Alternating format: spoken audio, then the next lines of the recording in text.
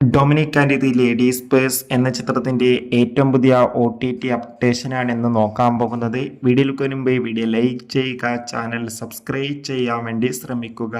മമ്മൂട്ടി, ഗോകുൽ സുരേഷ് എന്നൊക്കെ പ്രധാന കഥാപാത്രങ്ങളായ ചിത്രമായിരുന്നു Dominic and the Ladies purse. അത്യാവശ്യം ഒരു വിജയം ചിത്രത്തിന് സ്വന്തമാക്കാൻ വേണ്ടി സാധിച്ചിട്ടുണ്ടായിരുന്നു.